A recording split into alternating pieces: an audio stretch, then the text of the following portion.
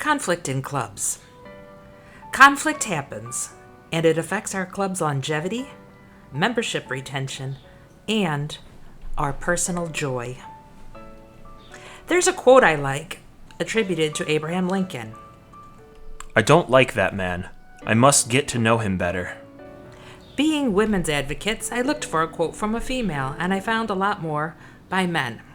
Like this one. Peace is not an absence of conflict. It is the ability to handle conflict by peaceful means.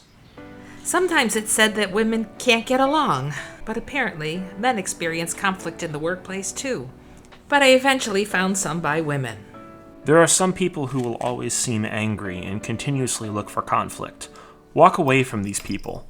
The battles they are fighting isn't with you, it's with themselves. Rashida Rowe. This one was short and to the point and a little bit funny. No pressure, no diamonds. Mary Case. But I especially like this one.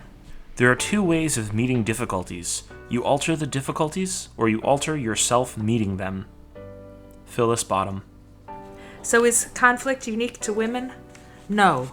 Sports teams have a long time to practice and drill their work. The corporate workplace has employees who meet daily and are bound by a paycheck. Clubs often have members from diverse backgrounds, sometimes time zones, and levels and areas of expertise. They are volunteers, not bound by a 401k plan, but by a sense of accomplishment and satisfaction. So learning to team together today is essential. Let's look at the path of a new member joining our club. She's impressed with the mission.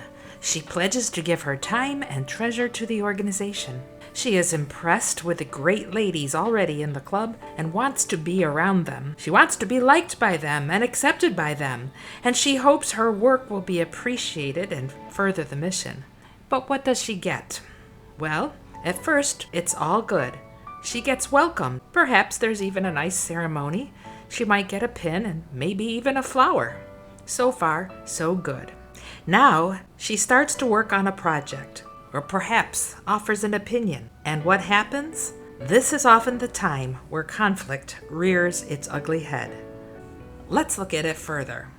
There are several causes of conflict, several reasons why conflict happens. The first we'll look at would be incompatible goals or incompatible timeline for goals. People block the efforts to the goals sometimes because the goal is not well defined. Clubs have bylaws and guidelines, so this usually isn't the problem unless leadership does not abide by adopted bylaws. More often, it's that people move at different speeds. Or, perhaps you've heard this one, it's never been done like that before. Overlapping authority is another cause of conflict. Who's in charge? Sometimes someone will give the job like this. I'll assign this job to you, but let me tell you how to do it, and better yet, I'll just do it. How about task interdependencies? When people have different roles in the task and they rely on others, it just complicates the situation exponentially. Sometimes the reward system is not defined or is incompatible. The timing versus the quality, what's more important? Different people bring to the table different priorities.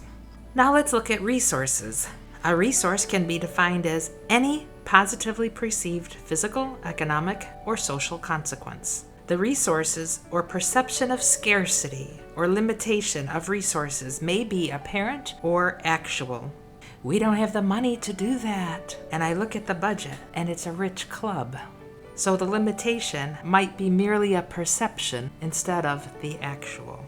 Money, natural resources such as oil or land, and jobs may indeed be scarce or limited resources, but intangible commodities such as love, esteem, attention, respect, and caring may also be perceived as scarce. And that's something you never want to have in your club, especially the respect for each other.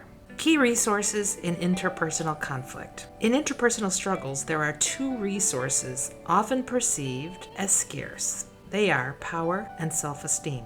People engaged in conflict often say things that may be easily interpreted as power and self-esteem struggles, such as in the following scenarios. She always gets her own way.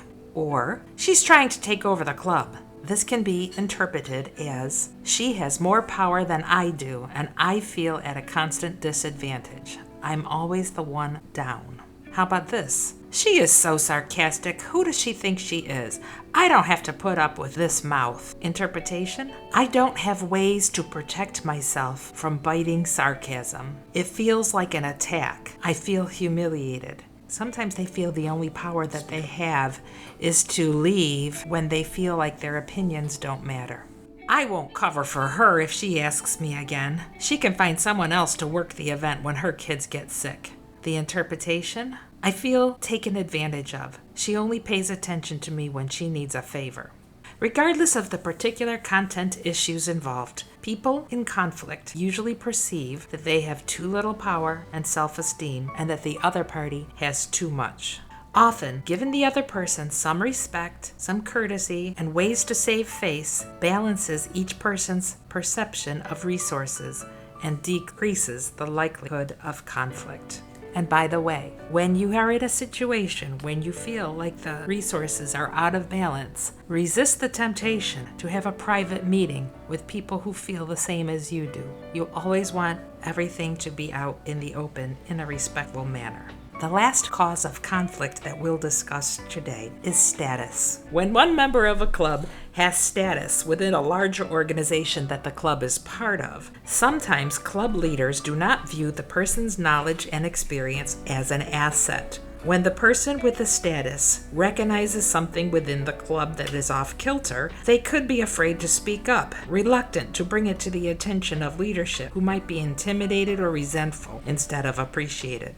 Sometimes it's cultural. In Western culture, youth and liberties are celebrated. In others, like the Native American culture, for example, grandparents are revered as a fountain of knowledge and wisdom. Here's a short video about status. Status is a social position in society, and different statuses that people hold affect their interactions with others. So each individual has many different statuses. So people would interact differently when they're in the son or daughter status as opposed to when they're in the student status with professors, or even when they're in the friend status with their peers. So statuses affect the type of interactions we have, and in some situations people are equal. So if we look at this situation here, and this is you, and this is your friend, this would be a situation where you are equals, and this is really where you would feel comfortable negotiating and talking things out. So if you were roommates and you had to commute to school, you could say, hey, I will drive today, but you drive tomorrow. That sort of thing. So that's when this guy right here is in the friend status. Now, in other situations, people interact with others who hold superior or inferior statuses. So now, if this is you down here, and you are interacting with a professor, the professor would be superior to you, so you would sort of be submissive. You would be open to hearing what they have to say first, and you wouldn't be so quick to negotiate with them because the student has to be respectful. And in another situation, if you're the student, maybe now you're over here and you're the president of an organization. So when you're the president, you have sort of control and superiority over your members. And the members will sort of submit to you, and they'll look to you for leadership, and they will have to respect you more so. So that's the difference here. So we see you can be an equal, or you can be superior, or you could even be inferior, just depending on the status you hold. So in some situations, people have no control over the statuses they hold, and these are called ascribed statuses. And ascribed statuses are really just given to you at birth, and they don't change during your lifetime. So an example would be if you were born into a royal family and you were immediately given the status of a prince or a princess. That would be an ascribed status. Now, that is very different from the other type of status that we see, and that's called achieved status. An achieved status is, you can think of it as it's earned through your own effort, and it's your decision and your choice. So an example would be this guy right here. If he went and he sacrificed everything and he was homeschooled his whole life just to try and get a shot at making the Olympic team, and he works very hard and he makes the Olympic team, that's an achieved status because he chose to do that and he worked very hard and it was earned. The key word here being earned. So, what to do about all of this? We are hardwired to think we know, but we could develop a curiosity as to what the other person brings to the table. It takes humility and generosity. Discover the unique talents, hopes, and skills in the other person. Success will be defined by how quickly you can identify these things in others, and how quickly you can convey your skill set, what you bring to the table. How do you know when to bring a conflict up with somebody? It's the old 80-20 rule. 80% of the time, you don't have to deal with it. 20% of the time, you do. How do you know the difference? Well, if you're going to remember it in 2 weeks, or if it's going to repeat, then it falls in the 20%. Sometimes the conflict begins with us, and we can change us, but we can't change anybody else. And when conflict is in the other, and the other needs a behavior change, that's when you make a sandwich. A criticism sandwich. Layer your concern between 2 slices of positive comments.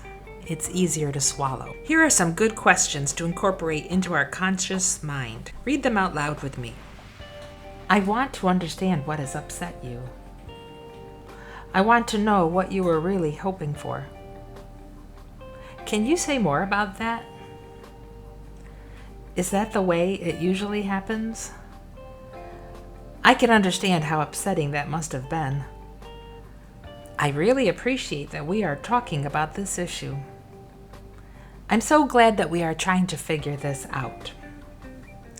In summary, if you are aware of what causes conflict and you are equipped to handle it, you will have happier clubs and you won't have members coming in the front door and running out the back door. Everyone who joins your club wants to feel connected to something meaningful. They want to feel their dedication matters. They want to feel that they belong and are not an outsider. They want to feel empowered. Please let them.